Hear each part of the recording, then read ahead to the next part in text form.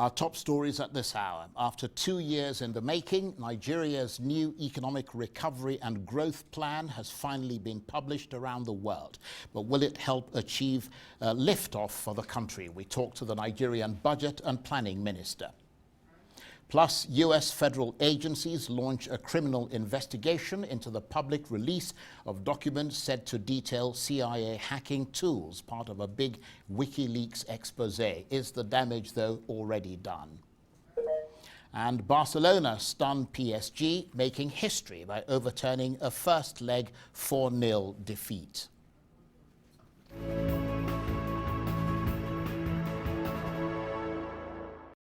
First, though, we go to the United States, where federal agencies have launched a criminal investigation into the WikiLeaks release of documents said to detail CIA hacking tools. U.S. officials told the media that the FBI and CIA were coordinating the inquiry after WikiLeaks published thousands of files. The leaked documents showed details of unconfirmed information alleged to be CIA methods of listening in on smartphone and smart TV microphones. The FBI, CIA, and White House have declined to comment on the authenticity of the files which were leaked on Tuesday. However, a CIA spokesman said on Wednesday that the American public should be deeply troubled by any WikiLeaks disclosure designed to damage the intelligence community's ability to protect Americans against terrorists and other adversaries. Now, Hawaii has become the first state to file a lawsuit against U.S. President Donald Trump's revised travel ban, saying the order will harm its Muslim population, as well as tourism and foreign students. The state had previously sued over Mr. Trump's initial travel ban, but that lawsuit was put on hold while other cases played out across the country. The revised executive order bars new visas for people from 6 predominantly Muslim countries and temporarily shuts down the U.S. refugee program. Hawaii's Attorney General Doug Chin said people in Hawaii find the idea of a travel ban based on nationality distasteful because they remember when Japanese Americans were sent to internment camps during World War II. Hawaii was the site of one of those camps. Now to South Korea. With the new executive order didn't exactly fix the defect that was in the first one. Essentially what you have is you still have a blanket ban against entry from people who are from 6 different nations. It used to be 7. But the biggest problem with that is that you have an order that's discriminating against people based upon their nation of origin or based upon their religion. Back in 1965, there was a decision by Congress to say we're no longer going to discriminate against people based upon their nation of origin, and that's specifically in the immigration law.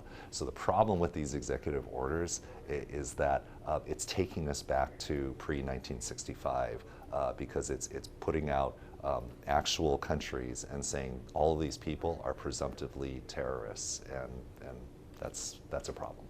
75 years ago, you had another disenfranchised group where nobody was speaking up for them, and that was Japanese Americans here. And so I just feel very strongly that today in 2017, we've got to Now to South Korea, where Lee Jae-yong, the acting head of one of the world's biggest electronics companies, Samsung, is on trial, charged with bribery and embezzlement. It comes amid a corruption scandal that's led to the impeachment of the South Korean President Park Geun-hye. The Samsung chief, who was not present at the preliminary hearing, had his lawyers deny the charges on his behalf, including accusations of giving donations worth over $36 million to non-profit foundations operated by Choi Soon-sil, a friend of the embattled President Park. 4 other Samsung executives are also facing trial. The proceedings are expected to last several months. Now to our primary focus on the program, Nigeria, where a new economic recovery plan has been giving analysts, investors and ordinary Nigerians food for thought. The 3-year economic blueprint runs out in 2020 and is targeting 7% growth during the period. The plan now allows the government to seek multilateral donor funding from the World Bank and African Development Bank. It also unveils a roadmap for Nigeria's economic recovery, growth and sustainable development. So, can this economic plan finally help Nigeria achieve liftoff in growth terms? Well, earlier I was joined in the studio by Udoma, Nigeria's Minister for Budget and National Planning, who presided over the document. I began by asking him to set out the highlights of this economic recovery plan. There are 3 broad objectives. The number 1 objective, which is the most important, is restoring growth. You know we're in a recession, so we must restore growth. And we intend to restore growth by spending. Government has to lead the way in spending. So in order to get the revenues to spend, we will plug leakages, expand the tax base, get more people to pay their taxes. Mm-hmm. We will restore oil production, and then we will borrow. Then with that, we'll spend on infrastructure, on capital, to get the economy going again. So restoring growth. The second is investing in our people. Our people are our greatest resource. We're short of skills.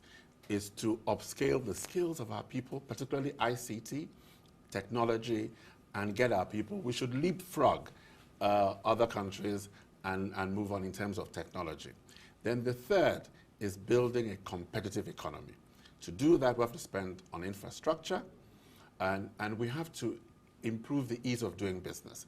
We have a presidential committee looking at the ease of doing business.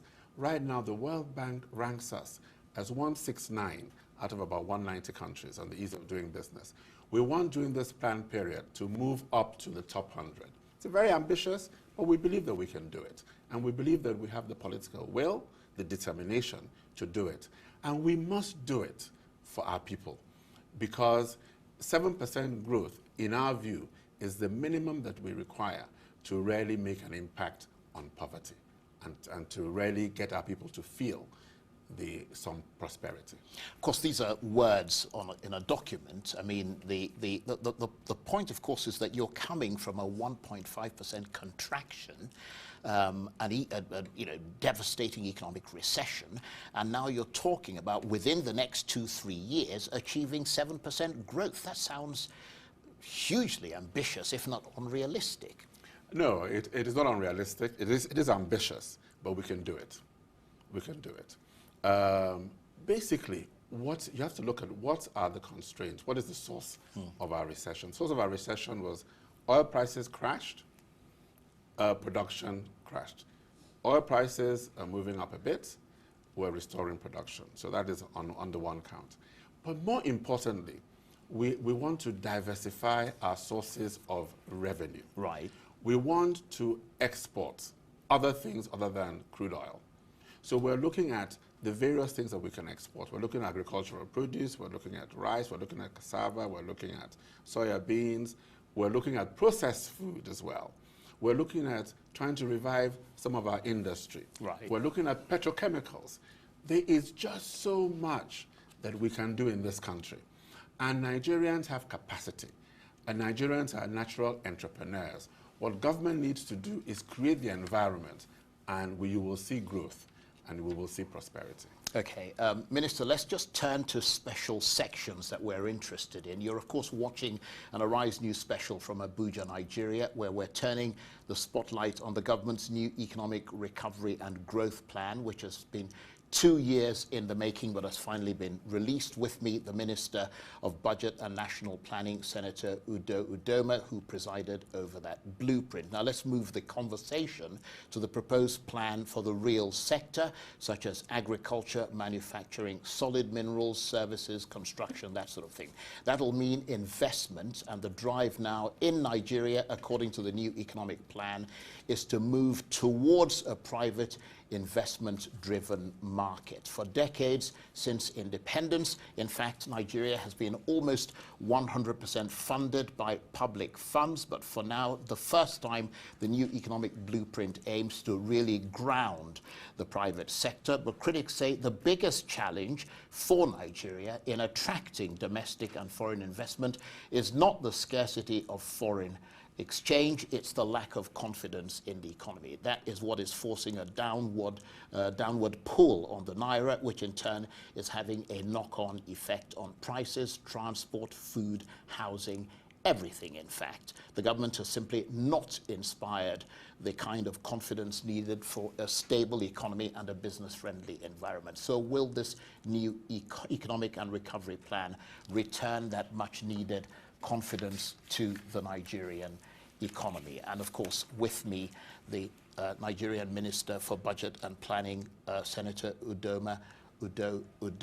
Thank you for sticking with us. Of course, a big question here, as we said, is restoring confidence.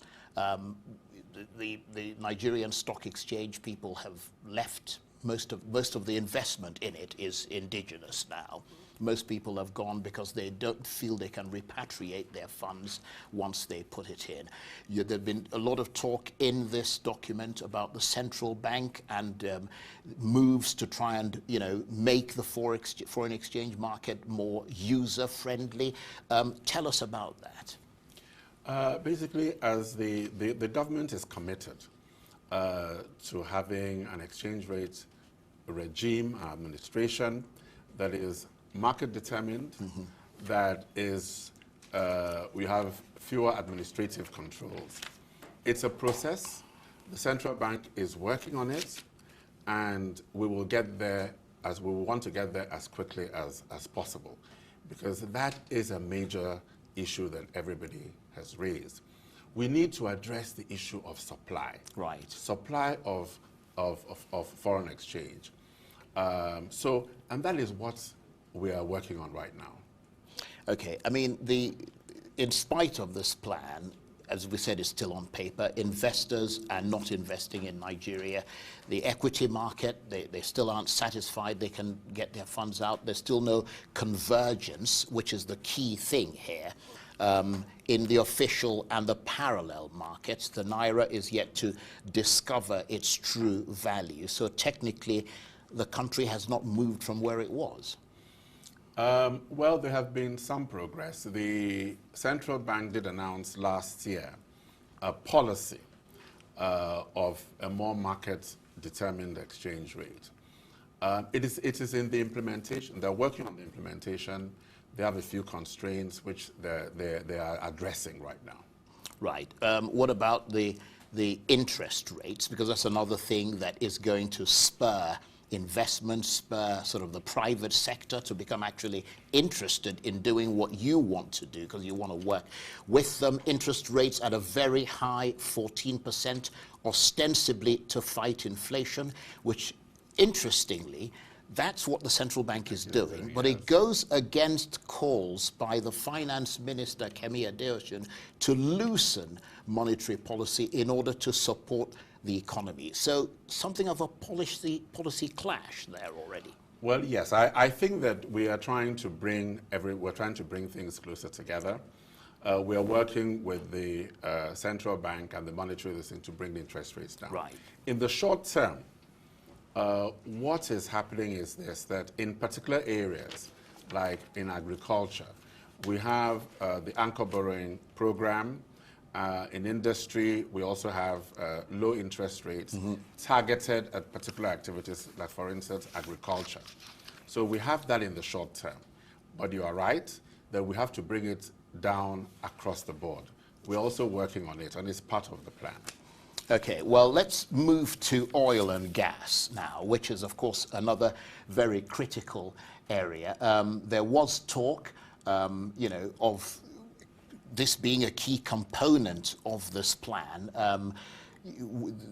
Part of that focus has been on global oil prices rising again, the hope that it'll pull Nigeria out of this economic recession. But that is just a tiny sliver of hope, isn't it? I mean, give